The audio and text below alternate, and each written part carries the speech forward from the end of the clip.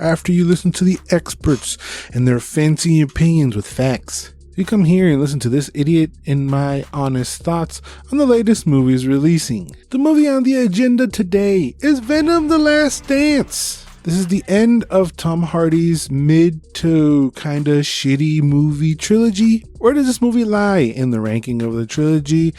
And most importantly, who exactly is this movie for? Last time we saw the duo, they were in Mexico fleeing, and that is basically where this movie picks up. And I do want to give this movie a quick shout out for not depicting Mexico as a giant shithole with this universal sepia filter they always put on. And instead, this movie starts on a very cool shot of a very cool city. It looks modern and almost futuristic. There's lights. It looks cool and kind of inviting. But then we do immediately cut into a dinky, dusty, danky bar. But that's fine. The reason why I give a shit is because I'm half Mexican and I'm actually based in Mexico. So it doesn't really look like it's ever depicted in the movies like that. That's not what it's like at all. So it goes the same when they do broken Mexican accent. It doesn't sound right to me and I don't like it. But to this movie's credit, they actually brought in somebody who spoke Mexican. And I don't mean Spanish, I mean Mexican. He had the "que pedo vato, que haces aquí?" He had it down pretty nicely, you know, and then he dropped a "nah, estamos a partir la madre, loco." I was like, oh yeah, it's kind of like when I go outside. Yeah, exactly. Other than Mexicans, the real threat of the movie comes in the form of Null, who's the god of the symbiotes. And he needs this cortex thingy that Venom has, so he sends out a bunch of giant symbiote dog tracker cockroach thingies to try to retrieve the cortex so that he can free himself and end up burning everything to the ground. Very scary stuff that actually gives a lot of weight and feels like the stakes are very, very high. And yeah, the military is there chasing them too. He appeared in Venom Volume 4 back in August 2018. Just to give you guys a little bit of a taste of the level of power homie has, he took on all the superheroes from Earth one time, and he's killed a Celestial. And also Marvel's version of Superman, he just split that fool in half. So yeah, he's real bad news. So you would expect them to take him way more serious than they actually end up doing. Most of the movie feels like they're just fucking around, and then an interaction happens and we move on. They're being chased throughout the whole movie, and there's this lightheartedness to the movie that I felt didn't belong because of how serious the threat is in this case. If it was just the military chasing them, I wouldn't have any problem, but the fucking universe is at stake.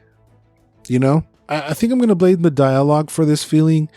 Everything Venom says feels like the point of it is to get a cheap laugh. Now, I'm not gonna be here on my, on my high Venom horse and be like, oh, none of it is funny.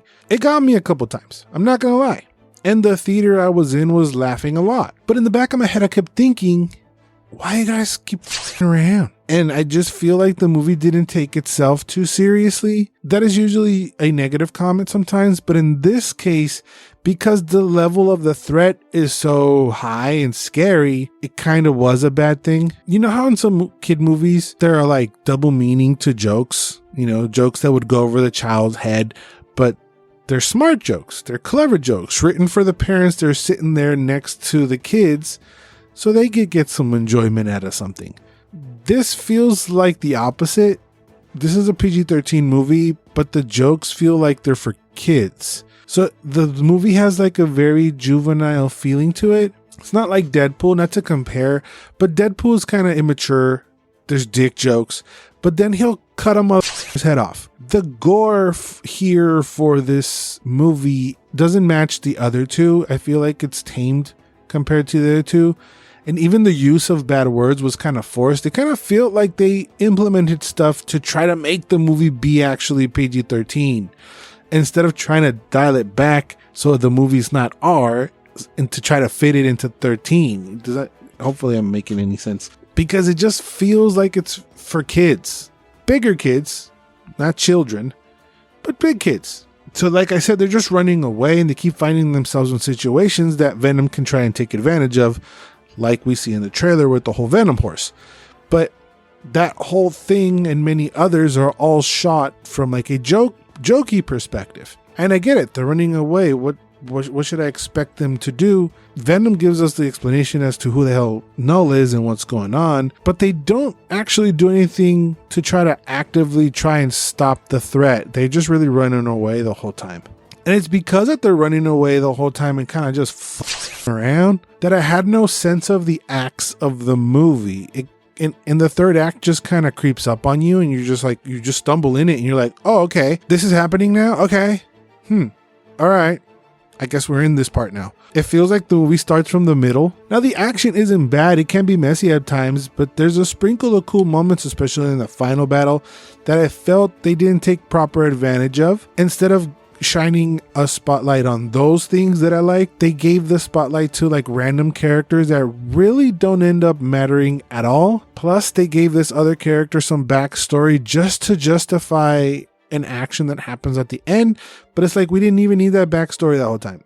You could have just done the thing, and you could have used that time to develop this other thing that had potential to be really, really cool. It was cool, but it could have been cooler, you know what I'm saying? I will give another props to the movies other than Mexico.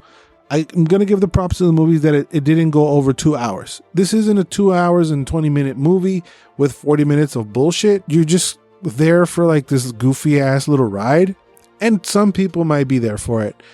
I went in there with no expectations, and because the movie starts off again with such a serious note, I wasn't prepared for a goofy ass ride.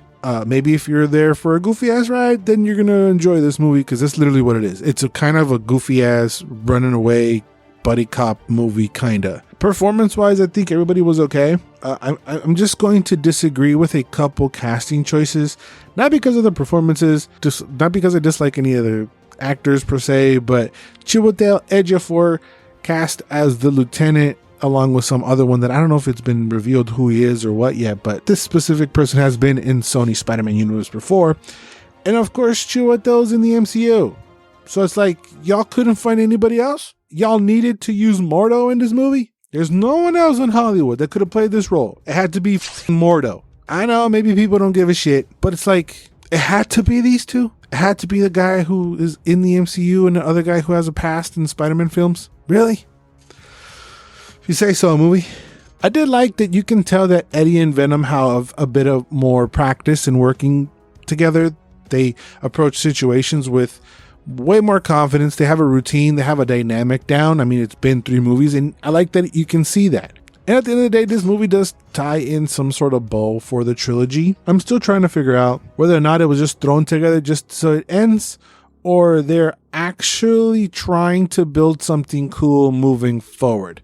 There are 2 post-credit scenes. One kind of moves things forward in an intriguing way, and the other one is kind of a funny one. There's no Venom song, so that's a huge L. I will say I did like this better than the second one. So if I were to rank them, I will go 1, 3, and 2. They could be fun popcorn movies if you get yourself in that mindset. But with us already knowing that Spider-Man 4 is coming, does any of this thing actually matter? Like, what part of this is going to play into the overall story? Does it matter at all? Null seems pretty scary. What are we doing there? The most important question is, what do you think? Did you see Venom 3? Are you skipping it? Did you love it? Did you hate it? What does it mean going forward? Any and all thoughts that you have for Venom The Last Dance, let me know down in the comments. And if you enjoyed this video, please drop a like and consider subscribing for more. Thank you guys for watching. Remember to always and forever, you do you. Eddie. My name Eddie. What do you want?